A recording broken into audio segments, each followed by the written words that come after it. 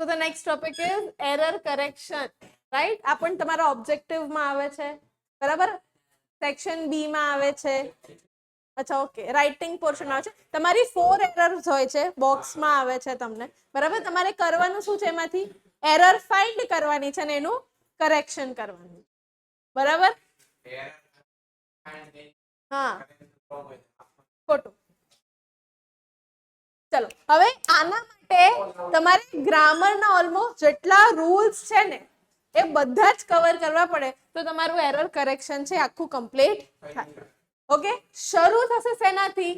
Subject verb agreement, બરાબર? હવે subject verb agreement છે શું? તો આના માટે આપણે આખો એક લેક્ચર લીધો હતો, બરાબર? 17-18 પેજ મેં લખાયા હતા, બરાબર? બેઝિકલી કહેવાનું શું છે આમાં? તો જે પ્રમાણે તમારું નાઉન છે એ પ્રમાણે તમારો શું હોવો જોઈએ? વર્બ. જો તમારો સબ્જેક્ટ સિંગ્યુલર છે તો તમારો વર્બ કેવો હોવો જોઈએ? સિંગ્યુલર. જો તમારો સબ્જેક્ટ પ્લુરલ છે તો વર્બ પણ કેવો હોવો જોઈએ? પ્લુરલ. બરાબર? આટલું તમે ક્લિયર કરો એટલે તમારી પહેલી એરર છે એ ક્લિયર. બરાબર?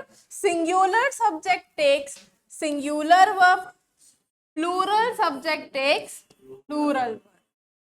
Easy?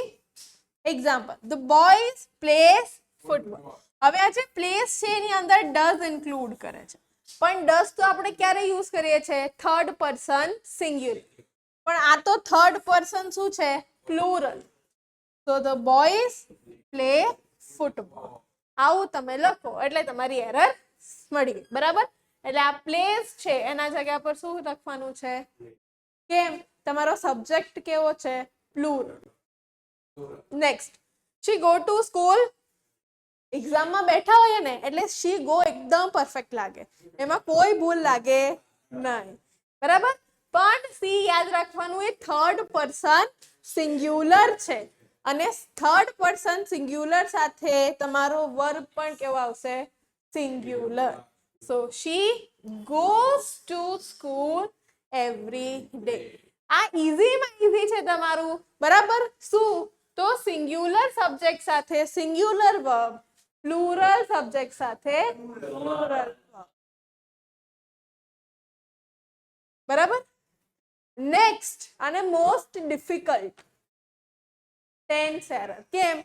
કારણ કે એક્ઝામમાં બેઠો એટલે બધા જ ટેન્સ આપણને સરખા લાગે કાં તો સાચા લાગે, બરાબર? એના માટે ટેન્સની વર્ષોની પ્રેક્ટિસ હોવી જોઈએ જે તમને છે, બરાબર?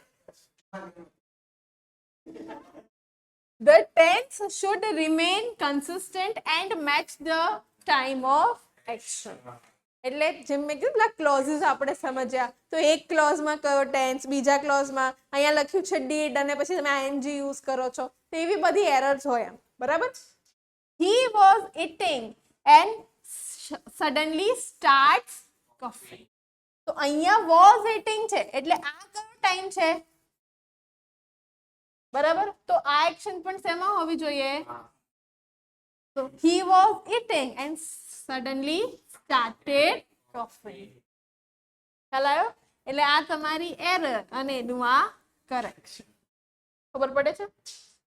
Okay, next, I am going to market yesterday. હવે I am going છે એટલે આ તો કન્ટિન્યુઅસ પ્રેઝન્ટ છે અને અહીંયા શું છે? હવે ક્યારેય એવી ભૂલ નહીં કરવાની, અધર વર્ડ્સ ચેન્જ નહીં કરવાના. નાવ એવું યસ્ટરડે નું નાવ નહીં કરવાનું. યસ્ટરડે છે એટલે સમજી જવાનું કે આ એક્શન કેવી છે? પાસ્ટ. એટલે ટેન્સમાં ચેન્જ કરવાનું. I went to the market yesterday. ખ્યાલ આવ્યો? અને તમે એવું કહેશો કે ભાઈ વોઝ ગોઈંગ બી તો આવે ને, પાસ્ટ ટેન્સમાં તો આઈએનજી પણ આવે ને. તો આજે તમારા 4 સેન્ટેન્સીસ કેવા હશે? કન્ટિન્યુઅસ હશે. તો જોઈ લેવાનું કે ભાઈ ઉપર નીચેના સેન્ટેન્સમાં કયો ટેન્સ છે? કન્ટિન્યુઅસ ટેન્સ છે કે સિમ્પલ ટેન્સ છે કે પરફેક્ટ ટેન્સ છે? એક ટેન્સના અકોર્ડિંગ તમારે શું કરવાનું? અહીંયા જે કરેક્શન છે કરવાનું, બરાબર? ક્લિયર છે? ટેન્સીસમાં તો ખાસ ધ્યાન રાખજો, આ વસ્તુ ભૂલાય નહીં.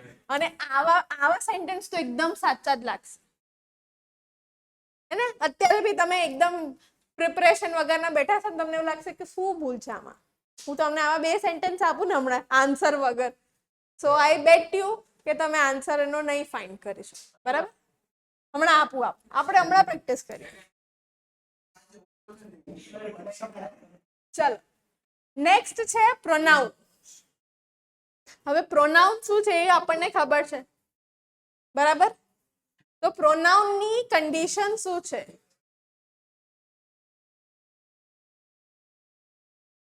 A pronoun must agree with the noun. It replaces the number and that means every student must bring their notebook. હવે every હોય ને, every, each, તો આ બધા સાથે સિંગ્યુલર યુઝ થાય. તો અહીંયા there ના આવે, અહીંયા શું હોવું જોઈએ? his અથવા તો her. બરાબર? કારણ કે આ ઇન્ડિવિજ્યુઅલ રિપ્રેઝન્ટેશન આપે છે, right? So every student must his or her, અહીંયા સીધી વાત છે, સ્ટુડન્ટ્સ હોય ને તો આપણે શું લખીએ? ધેર. પણ અહીંયા છે શું? ખાલી સ્ટુડન્ટ, પ્લુરલ નાઉન જ નથી. તો પછી આ એનું રિલેવન્ટ પ્રોનાઉન પણ કેવું આવશે? સે. બરાબર? સિંગ્યુલર. ખબર પડે છે? Rohan lost her pen. હવે આ રોહન કોણ છે? હી. બરાબર? તો અહીંયા હર ખોટું છે. બરાબર? સો અહીંયા શું આવશે? હીઝ. સો જે પ્રોનાઉન છે એ તમારા સેન્ટેન્સને મેચ કરતું હોવું અથવા તો રિલેટિવિટી છે એ શો થવી જોઈએ.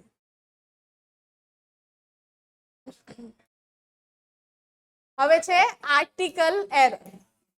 બરાબર?